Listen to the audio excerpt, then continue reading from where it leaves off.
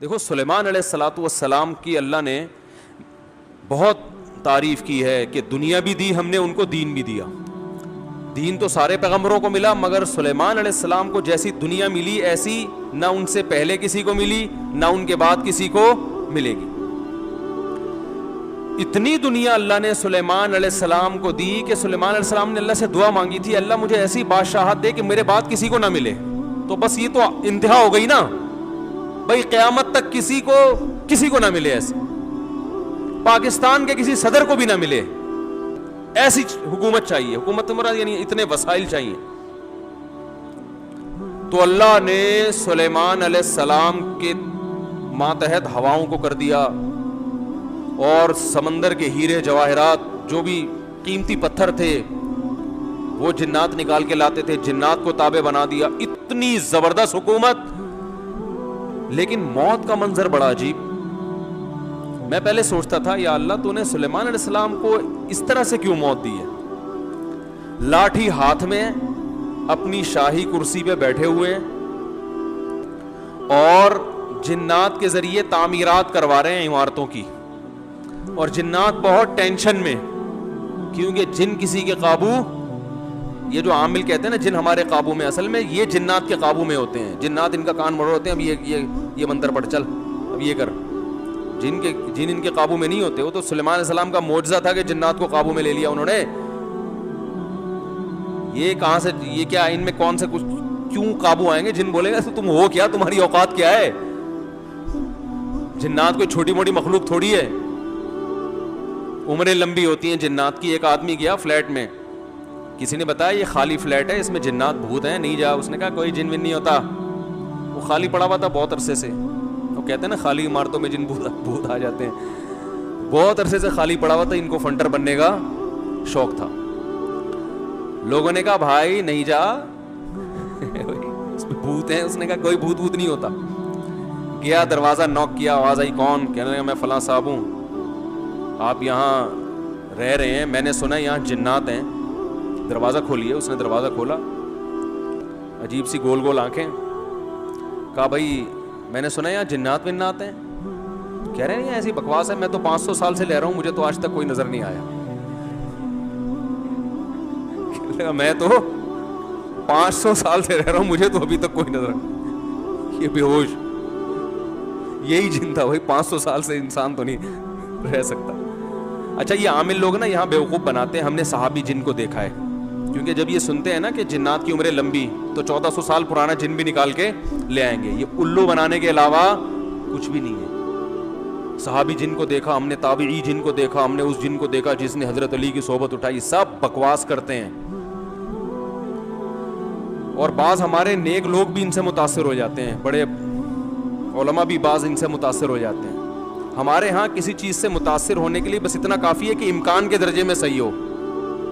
جیسے آپ کسی کو یہ بتا دیں نا کہ یہ کھانے سے یہ ہوتا ہے، تو امکان تو ہے نا کہ ہو سکتا ہے ہوتا ہو. ریسرچ ہے؟ ریسرچ نہیں ہے. تو امکان کافی ہوتا ہے ہمارے ہر چیز. حالانکہ کسی بھی دعوے کے لیے امکان، بھائی میں دعویٰ کروں اس نے میرے 1 لاکھ روپے لیے ہیں، اگلا کہہ رہا ہے کیا دلیل ہے؟ میں کہتا ہوں ممکن تو ہے نا کہ تم نے لیے ہوں، تو اس سے دلیل، اتنی دلیل کافی ہوگی؟ او بھائی یہ امکان کافی نہیں ہے، گواہوں سے ثابت کرو کہ لیے. یا تو یہ اقرار کرے یا گواہوں سے ثابت کرو. ہمارے یہاں دیکھا جاتا ہے جادو نبی پہ جب ہو سکتا ہے تو ہو سکتا ہے اس پہ بھی ہوا ہو. وہ ہو سکتا تھوڑی دلیل ہوتی ہے. سمجھ میں نہیں آ رہی بات. امکان تھوڑی ہوتا ہے. ابو بکر پہ کیوں نہیں ہو گیا جادو، حضرت عمر پہ کیوں نہیں ہو گیا؟ اس کا مطلب آسان کام نہیں ہے. نبی پہ کیوں ہو گیا تھا؟ اس کی ایک وجہ تھی کہ وہ کہتے تھے نبی صلی اللہ علیہ وسلم جادوگر ہیں، تو اللہ نے آپ سے اس طعنے کو دور کرنے کے لیے ہونے دے دیا تھا، تاکہ لوگوں کو یقین ہو جائے کہ یہ جادوگر نہیں ہے. کیونکہ جادوگر پہ جادو نہیں ہوتا، اس میں حکمتیں نہیں. ورنہ یہ آسان کام نہیں ہے بیٹھے ہوئے کچھ بھی سانس کو بہو سے لڑا دیا. اپنی حرکتیں ٹھیک نہیں ہوتی، اور وہ جب پھڈے ہوتے ہیں تو بجائے اپنی حرکتیں ٹھیک کرو کہ یار کس میں فالٹ ہے اس کو صحیح کرو، فوراً کس پہ ڈال دیتے ہیں؟ ایک نئی جنگ چھیڑ دیتے ہیں. نند نے لڑوایا ہمیں. یہ نند نے ہمارے گھر میاں بیوی میں کیا کروایا؟ پھڈا. خود اپنی حرکتیں ٹھیک نہیں ہیں، ڈال کس پہ رہے ہیں؟ کوئی جٹھانی پہ ڈال دے گا، کوئی نند پہ ڈال. ایک نیا جنگ. اب نند سے پہلے 2 آپس میں لڑ رہے تھے، اب تیسری جنگ بھی شروع اس نے کیا ہے. تو سلیمان علیہ الصلوۃ والسلام بیٹھے ہیں, اللہ نے دیکھو اتنی طاقت اور قوت دی کہ جنات کو آپ کے تابع بنا دیا. قرآن کہہ رہا ہے جنات سخت ٹینشن میں محنت مزدوری کا کام کر رہے ہیں اور عمارتیں بنا رہے ہیں. یہ جو احرام مصر ہے عین ممکن ہے حضرت سلیمان علیہ السلام کی تعمیرات ہوں. اتنی ٹینشن میں جنات, اور ادھر سلیمان علیہ السلام ایسے عصا ہاتھ میں لے کے بیٹھے ہوئے. اور قرآن کہتا ہے فلما قضینا علیہ الموت, ہم نے موت کا فیصلہ کر دیا. کیسے عجیب انداز ہے. ارے بھائی یہ تو بادشاہ پہلے بیمار ہوتے, اپنا جانشین کسی کو بنا کے جاتے, اور ان کی تو صحت بھی ایسی کہ حدیث صحیح بخاری میں 100 بیویاں ہیں. بھائی کمزور آدمی تو تصور صحیح کیا ہو جائے گا, ڈپریشن میں چلا جائے گا. کیا خیال؟ تو کیا خاندانی صحت ہوگی. پیغمبروں کو تو اللہ نے ویسے ہی بہت قوت دی ہوتی ہے, قابل رش صحت ہوتی ہے پیغمبروں کی. جنگ میں کمانڈر رہے ہیں, لڑائیاں لڑی ہیں جنگوں میں, اتنی زبردست صحت. اور بھائی آپ کی موت سے پہلے تو اللہ آپ کو بیمار کرتا, پھر علاج ہوتا, پھر طویل عرصہ, پھر بھائی نہیں بس اللہ نے موت دینی تھی تو دے دی, ایسے ہوتا نا. نا نا نا نا. اور پھر اتنی جائیدادیں, اتنا سب کچھ, تو پہلے اس کا سارا کیا کر لیتے, بانٹ بوٹ لیتے, جانشین بنا لیتے, میرے بعد یہ میرا خلیفہ ہے, یہ فلانا ہے, ڈمکانا ہے. ہو سکتا ہے سب کو یقیناً کیا ہوگا پہلے سے آپ نے, لیکن ہمارے ہاں یہ سارے کام کیے جاتے ہیں جب موت کے آثار ظاہر ہونا شروع ہو جائیں. ادھر قرآن کہہ رہا ہے فلما قضینا علیہ الموت, ہم نے سلیمان کو موت دینے کا ارادہ کیا. اور کس وقت؟ جب وہ بیٹھے ہوئے تعمیراتی کام کروا رہے ہیں جنات کے ذریعے اور انسانوں کے ذریعے. اور اللہ فرماتے ایسے فرشتہ آیا, روح نکال کے چلا گیا. انبیاء کا جسم موت کے بعد بھی خراب نہیں ہوتا. مرزا غلام احمد قادیانی کی قبر کھول کے دیکھو, اگر ایک ہڈی بھی بچی ہوئی ہے نا, ایک ہڈی بھی اس کمبخت کی باقی ہے, تو جو سزا دینا چاہو آپ دے سکتے ہو. سمجھ رہے ہو؟ نبی کی کا جسم کبھی بھی خراب نہیں ہوتا. قادیانی سے کہو اس کی ایک دفعہ قبر کھول کے دنیا کو دکھا دو بس تم. انبیاء کا جسم خراب نہیں ہوتا. تو قادیانی ہو سکتا ہے یہ گستاخی کریں کہ نبی صلی اللہ علیہ وسلم کی تو قبر کوئی کھول نہیں سکتا.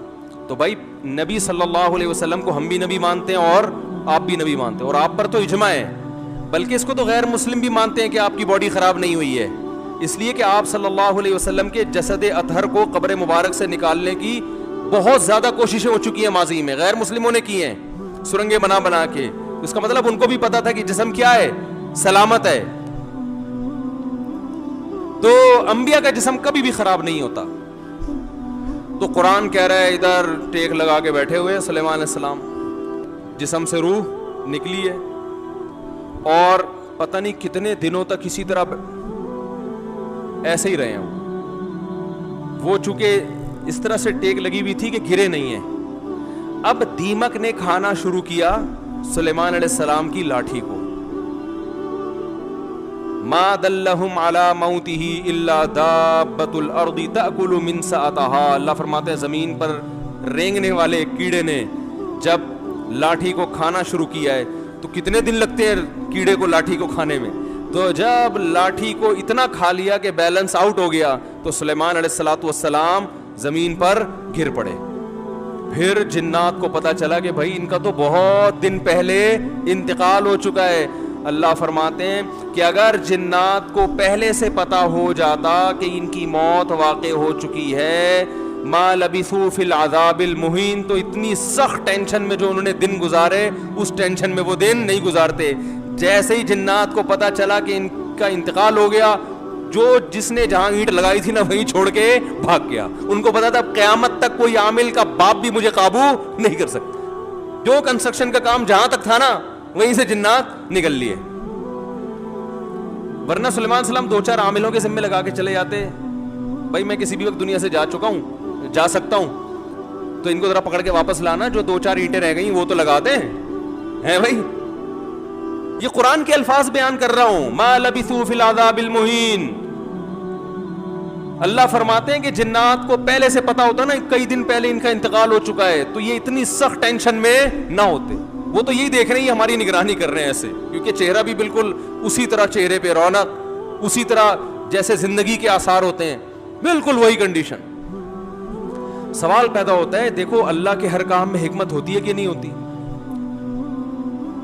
دیکھو ہمارے نبی صلی اللہ علیہ وسلم نے میدان جنگ میں شہادت کی بہت تمنا کی ہے, لیکن آپ کو میدان جنگ میں شہادت نہیں ملی کیونکہ حکمت کے خلاف ہو جاتا. لَوَدِدتُّ أَنْ أُقْتَلَ فِي سَبِيلِ اللَّهِ ثُمَّ أُحْيَا ثُمَّ أُقْتَلَ ثُمَّ أُحْيَا ثُمَّ أُقْتَلَ ثُمَّ أُحْيَا ثُمَّ أُقْتَلَ. آپ صلی اللہ علیہ وسلم نے فرمایا میری یہ خواہش ہے, میری یہ چاہت ہے. لَوَدِدتُّ کا معنی ہوتا ہے بہت زیادہ چاہت. لَأَحْبَبْتُ نہیں فرمایا, لَوَدِدتُّ. مودت محبت سے اوپر کا درجہ ہے. میری بے پناہ خواہش ہے کہ میں اللہ کے راستے میں اقتلو, قتل کر دیا جاؤں, پھر زندہ کیا جاؤں, پھر اللہ مجھے میدان جنگ میں جانے کا موقع دے, پھر قتل کیا جاؤں, پھر زندہ کیا جاؤں, پھر قتل کیا جاؤں, پھر زندہ کیا جاؤں, پھر قتل کیا جاؤں. یعنی یہ شہادت اتنی پیاری چیز ہے کہ مجھے ایک دفعہ نہیں چاہیے, کم سے کم 4 دفعہ چاہیے. یہ جتنی تمنا نبی صلی اللہ علیہ وسلم کی, ظاہر ہے آپ خود دیکھو, جو اللہ کے لیے جان دے رہا ہو اور وہ ربی غیرت والا ہو تو وہ چھوڑ دے گا ایسے ہی؟ جان دینے سے بڑھ کر دنیا میں کوئی قربانی نہیں ہے. لوگ دعویٰ کرتے ہیں نا محبوب کے لیے کہ میں تمہارے لیے جان دے سکتا ہوں, یہ سب سے بڑا دعویٰ ہوتا ہے. دے نہیں سکتا وہ. محبوبہ کے چہرے پہ تھوڑی سی جھریاں آنے دو, پھر دیکھو کیا, پھر یہ جو 500 روپے بیلنس کے لیے دے رہا ہے یہ بھی نہیں دے گا. لیکن جو اللہ کے لیے جان دے گا میرے بھائی, تو اللہ تو جواد اور کریم بھی ہے, وہ تو تھوڑے پہ بہت نوازتا ہے. تو اللہ کے نبی نے فرمایا ایک دفعہ شہادت نہیں چاہیے, اتنی قیمتی چیز ایک دفعہ. اور نبی صلی اللہ علیہ وسلم نے فرمایا, دیکھو اس لیے میں کہتا ہوں جو بارڈر پہ ہمارے فوجی لڑ رہے ہیں نا, ان کی قدر کیا کرو. یہ ہماری زندگیوں کے محافظ ہیں, جو ہمارے ملک کے محافظ ہیں, وہ ہمارے ایمان کے اور ہمارے دین کے محافظ ہیں یا نہیں ہیں؟ تو کافر تو کھا کے ختم کر دے ہمیں 2 منٹ کے اندر. جو شہادت دینے والا ہے اس کو ہلکا مت سمجھو. جو بھی جہاں بھی اللہ کے لیے لڑ رہا ہے, مسلمانوں کا دفاع کر رہا ہے, اللہ کے ہاں اس کا مقام ہلکا نہیں ہے, بہت بڑا مقام ہے.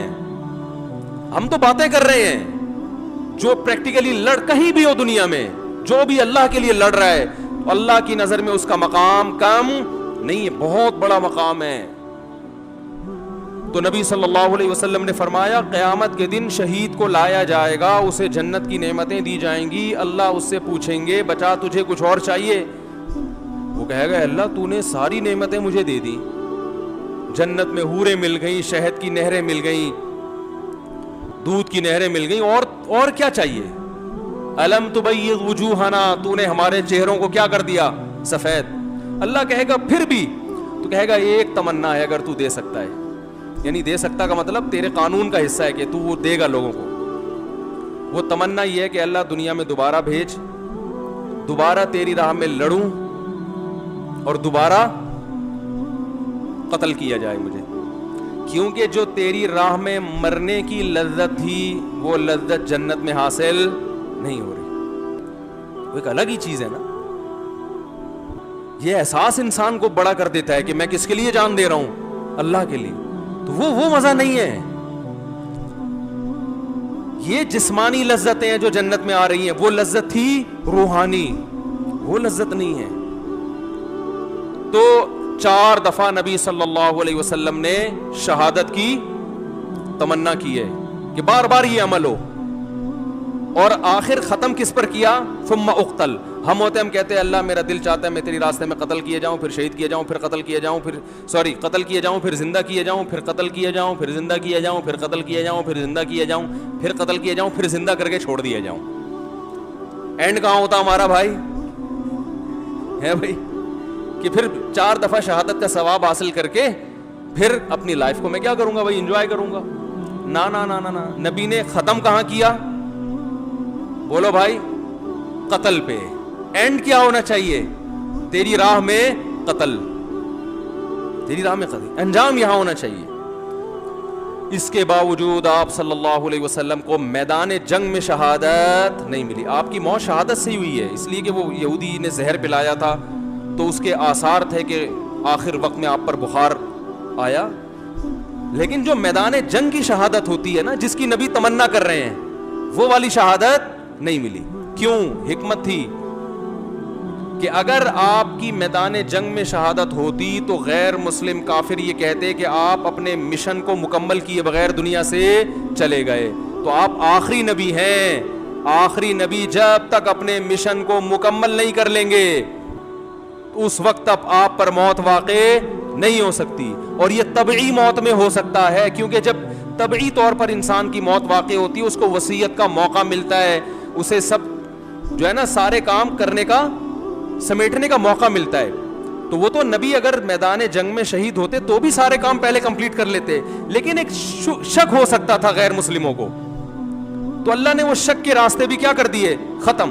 کہ آپ کو کئی دن بیمار کیا گیا, جو جو وصیتیں آپ نے کرنی تھی کر لی, اور ہمیں اطمینان ہو گیا کہ اب جو کام رسول اللہ صلی اللہ علیہ وسلم نے کرنا تھا, جو وصیتیں کرنی تھی کہ میرے بعد میرا جانشین کون ہوگا, اور وہ ساری فائلیں آپ صلی اللہ علیہ وسلم کمپلیٹ کر کے گئے ہیں, سارے کام مکمل کر کے گئے ہیں.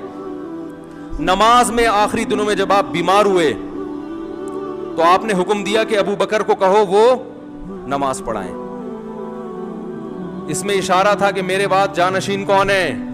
دیکھو سفر میں آپ صلی اللہ علیہ وسلم قضائے حاجت کے لیے گئے, جماعت کا وقت ہو گیا تو دوسرے صحابی نے نماز پڑھا دی. ایسا ہوا ہے؟ ابی ابن کعب رضی اللہ تعالیٰ نے نماز پڑھائی, لیکن یہ نماز یہ اپنا مسلح حوالے کرنے والی نماز نہیں تھی. یہ تو کوئی بھی امام کی جگہ کھڑا ہو سکتا ہے نا, امام کو کوئی عذر ہے. سفر میں ایسا ہے, آپ صلی اللہ علیہ وسلم سفر میں قضائے حاجت کے لیے تشریف لے گئے, پیچھے نماز کا ٹائم تھا تو حضرت ابی ابن کعب نے نماز پڑھائی, اور جب نبی تشریف لائے تو انہی کی اقتدا میں آپ نے نماز بھی پڑھی. مگر اس سے یہ ثابت نہیں ہوتا کہ آپ کے بعد آپ کے جانشین کون ہیں, یہ صحابی ہے, نا. لیکن جب مرض موت میں مستقل امام بنانے کی ضرورت ہے کہ اب آپ بیمار ہو گئے ہیں, تو صحابیات کہہ رہی ہیں, نبی نے فرمایا مرو ابا بکر فلیصلی بالناس, ابو بکر سے کہو کہ لوگوں کو نماز پڑھائیں. صحابیات نے کہا, امی عائشہ نے کہا یا رسول اللہ میرے والد ابو بکر کمزور دل کے نرم دل کے ہیں, وہ آپ کے مصلی پہ آپ کو غیر موجود دیکھ کر برداشت نہیں, عمر سے کہہ دیں وہ پڑھا دیں, وہ کیا ہے مضبوط, وہ پڑھا دیں گے. ایسے موقع پہ آپ صلی اللہ علیہ وسلم یہ کہہ سکتے تھے کہ بھئی سفر میں کسی نے بھی پڑھا دی تو اس میں بحث کرنے کی کیا ضرورت ہے, میری طبیعت خراب ہے کوئی بھی آ جائے ہے بھائی, کسی کو بھی کہو نماز پڑھا دے. نا. آپ کو پتا تھا آج جس کو مصلی پہ کھڑا کر دیا تو قیامت تک کے لیے اسٹیمپ لگ جائے گی کہ نبی کا جانشین کون ہے. بولو بھائی یہ ہے. تو آپ صلی اللہ علیہ وسلم نے فرمایا نا ابو بکر سے کہو. پھر امی عائشہ نے فرمایا, حالانکہ امی عائشہ کو تو خوش ہونا چاہیے نا, ان کے تو والد ہیں, لیکن وہ دیکھ رہی ہیں کہ رقیق القلب ہیں, اور اللہ کے نبی ابو بکر کے علاوہ کسی اور کو قبول, بولو بھائی نا. تو یہ اتنا جو موقع ملا, آپ نے فرمایا پھر سب ازواج کو ڈانٹ لگائی آپ صلی اللہ علیہ وسلم نے کہ تم ایسے ہی مجھ سے جھگڑا کر رہی ہو جیسے یوسف علیہ السلام کے دربار میں جو عورتیں جھگڑ رہی تھیں. تو پھر آرڈر دیا کہ نہ ابو بکر کے علاوہ کوئی بھی نہیں. تو اگر آپ میدان جنگ میں شہید ہو جاتے اچانک تو یہ ساری حکمتیں کیا ہو جاتی, فوت ہو جاتی. تو اللہ نے نہیں شہید ہونے دیا. تو ایسے ہی سلیمان علیہ السلام کو اللہ نے اچانک موت دی ہے, بالکل اس کے برعکس. بیٹھے ہوئے ہیں اور جناب فرشتہ آیا, چلو بھائی ٹھیک. موسیٰ علیہ السلام کے پاس آتا تو پہلے ایک چماٹ کھاتا. حدیث میں آتا ہے ہر پیغمبر, دیکھو جتنے بھی علماء ہیں نا, ہر ایک کا مزاج دوسرے سے مختلف ہوتا ہے. مزاج کو دیکھ کے کبھی فیصلہ نہ کیا کرو یہ صحیح ہے یہ غلط ہے. بعض کا مزاج جلالی ہوتا ہے, بعض کا مزاج نرم ہوتا ہے. تو جو نرم مزاج علماء کے پاس رہے ہیں, جب کسی جلالی سے واسطہ پڑتا ہے تو کہتے ہیں ان کے اخلاق ٹھیک نہیں ہے. بھائی اخلاق کی بات نہیں ہے, ہو سکتا ہے ان کے اخلاق ان سے بھی اچھے ہوں, مزاج میں کیا ہے تھوڑا سا जलाल है। तो मार्केट में हर किस्म की चीज चाहिए ना, सारे मीठे मीठे मीठे बन जाएंगे तो ये तो लोग तो मौलवियों को खा खा के खत्म कर देंगे। हमारे हजरत जलाली थे, ऐसा नहीं कोई भी उठ के आ गया बेल बजा दी हजरत से मिलने आए हूँ। फरमाया भाई टाइम होता है हर चीज का। बड़े बड़े ऑफिसर आते थे हुकूमत के, हजरत लिफ्ट नहीं कराते थे, टाइम है उस पे आओगे बैठेंगे, और फालतू बात करने की इजाजत हजरत के पास तो बात करने से पहले आदमी सोचता था, इसलिए कि वो काम था उनका, सारा दिन मसरूफ थे। अगर वो इस तरह से बैठ जाते ठिये लगा के, लोग तो आएंगे, लाइन लगेगी। और बाज उलमा क्या होते हैं, वो जरा जमाल उनकी तबीयत में गालिब होता है। आप नहीं आए तो खुद आपके घर पहुंच जाएंगे, भाई बहुत दिन हो गए अब तक आए क्यों नहीं आप, है भाई। तो ये डिजाइन है, चलता है, बदगुमान ना हुआ करो। शरीयत पे अगर चल रहे हैं ना तो बस सही है। तो मूसा अलैहि सलाम थे क्या, जलाली। हदीस में आता है उनके पास फरिश्ता आया इंसानी शक्ल में। मूसा अलैहि सलाम ने पूछा कैसे आना हुआ, कौन हो भाई? उन्होंने कहा मौत का फरिश्ता हूं, आपकी जान लेने के लिए आया, आपकी जान लेने के लिए। हजरत मूसा ने एक जोर से लगाया तमाचा, हदीस में आता है आंख निकल के गिर गई उनकी। फिर अल्लाह मियां के पास गए, अल्लाह अपने किस बंदे के पास तूने मुझे भेज दिया। अब सवाल ये पैदा होता है कि हजरत मूसा ने थप्पड़ क्यों मारा हो? अब इसकी तो जाहिर है पैगंबर कोई गलत काम तो करते नहीं है, तो बहुत सारी लॉजिक मेरे जहन में ये आता है कि उनको ये फरिश्ते का स्टाइल पसंद नहीं आया भाई, शायद यही वजह हो सकती है। कैसे एक्सक्यूज कर रहे हो आके, जैसे कोई हदिया देने के लिए आए हो। जैसे वो एक आदमी की शादी हुई ना, तो दुल्हन के पास गया तो अब समझ में नहीं आ रहा था बातचीत की इब्तदा कैसे हो, बगैर तमहीद के शुरू हो जाए तो बोलेगी ये वो फूड़ पता नहीं, इसको तो बातचीत नहीं आती। तो अब घंटे बैठ के सोच रहे कि बातचीत शुरू कैसे करूं। बाज लोग अदब के मारे हुए होते हैं ना, अरे भाई तू जैसे भी चाहे समझ में आ रहा है शुरू कर दे। अदब का मारा हुआ था बेचारा, उर्दू अदब का। तो काफी देर सोचने के बाद कहता है कल मेरी आपसे शादी हुई थी, उस सिलसिले में हाजिर हुआ हूं। कल मेरी आपसे शादी हुई थी, उस सिलसिले में हाजिर हुआ। तो खैर सुलेमान अलैहिस्सलाम की जो मौत अचानक हुई है, असल में सुलेमान अलैहिस्सलाम के पास वसाइल बहुत थे, हुकूमत बहुत थी, काम इस तरह से बहुत फैला हुआ था। तो उनको इस तरह से अचानक मौत देके अल्लाह ने बता दिया कि तुम इस खुशफहमी में ना रहो कि तुम्हारी बच्चियों की अभी शादी नहीं हुई है तो पहले इनकी शादियां हो जाएंगी, बच्चे अपने पाँव पे खड़े हो जाएंगे, अभी तो तुमने कमेटी डाली है वो निकलेगी, फिर तुम कमर्शियल प्लॉट खरीदोगे, हैं भाई। और अभी तो यूं है, अभी तो मैं बहुत सेहतमंद हूँ, मैंने अपनी रिपोर्टें सारे टेस्ट करवाए, एकदम ओके की रिपोर्ट है, डॉक्टर ने कहा तू 50 साल से पहले मरने वाला नहीं है, और बिल्कुल फिटफाट, और ना कोई डिप्रेशन, और बिल्कुल, और अभी मेरा जिंदा रहना बहुत ज़रूरी है, क्योंकि मैं मर गया तो कंपनी का क्या होगा, बच्चियों का क्या होगा, बीवी का क्या होगा, और मेरे वालिदैन का क्या होगा। तो अल्लाह ने बताया तुम किस खेत की मूली हो भाई, इतने बड़े पैगंबर और इतने वसाइल के तुम उन वसाइल का तसव्वुर नहीं कर सकते। मैंने जब इरादा किया तो उनसे मशवरा नहीं लिया, बैठे बैठे मौत दे दिए, सारे काम अधूरे, सारे प्रोजेक्ट, वो जो ईंट जहां रह गई थी ना आखिरी, जिन वो छोड़ के भी भागा है। तो तुम्हारे प्रोजेक्ट की क्या हैसियत है, तुम किस खेत की मूली हो भाई। तो जिसको जितनी दुनिया भी दे दूं सेकंड भी नहीं लगेगा छीनने में, तो ज्यादा फंडर बनने की कोशिश, अपनी जो सेहत की रिपोर्टें हैं ना, कोलेस्ट्रॉल लेवल बिल्कुल सेट है भाई, हर सब कुछ ठीक है, इसके बावजूद बैठे बैठे मार दूंगा। वो हमारे यहां बिहारियों में मशहूर है कि जब मौत आती है ना, ऊंट पे बैठे हुए आदमी को कुत्ता काट लेता है, जो ना कटे हारी से कहते हैं ना, वो कटे बिहारी से। तो इन बातों की वजह से तो कहते हैं लोग, वैसे बहुत अच्छे लोग होते हैं, कोई नाराज ना हो जाओ भाई, लेकिन बातें बहरहाल बहुत टाइट करते हैं। जो ना कटे हारी से कहते हैं वो कटे।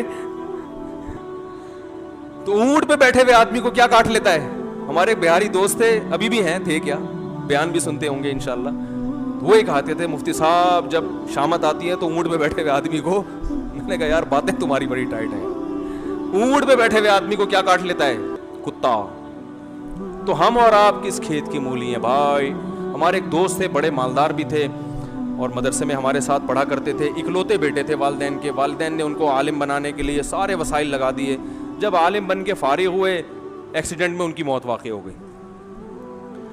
اب یہی لوگ مجھ سے پوچھ رہے تھے, یار ان کے تو والدین کا سارا محنت ضائع ہو گئی. میں نے کہا ضائع تو نہیں ہوئی, آخرت میں ذخیرہ, لیکن کام تو نہیں ہو سکا نا جو والدین چاہتے تھے. میں نے کہا بھائی اللہ کہہ رہے ہیں ان کی موت میں کیا حکمت ہے؟ میں نے کہا ان کی موت میں یہ حکمت ہے, اللہ نے بتا دیا میں کسی کو کسی بھی وقت مار سکتا ہوں. کوئی بھی کسی بھی ٹائم پہ دنیا میں جا سکتا ہے, چاہے ملک کا بیڑا غرق ہو جائے, گھر کا بیڑا غرق ہو جائے, یا سارے کاروبار کا بیڑا غرق ہو جائے, تعلیم ادھوری رہ جائے, کچھ بھی ہو جائے, سارے پروجیکٹ کی ایسی کی تیسی ہو جائے. اس لیے اللہ کو اپنے حساب سے مت چلاؤ, اپنے آپ کو اللہ کے حساب سے چلانا شروع کر دو. موت کو اپنے حساب سے مینج مت کرو, موت کے حساب سے خود مینج ہو جاؤ. پہلے سے وصیتیں لکھ کے رکھو, اگر یہ اینٹ لگنے سے پہلے میں مر گیا تو کیا ہوگا, یہ اگلی اینٹ کون لگائے گا, صحیح ہے نا. تو ہم لوگ موت کو مانتے ہیں, موت کے لیے تیار نہیں ہیں. مفتی طارق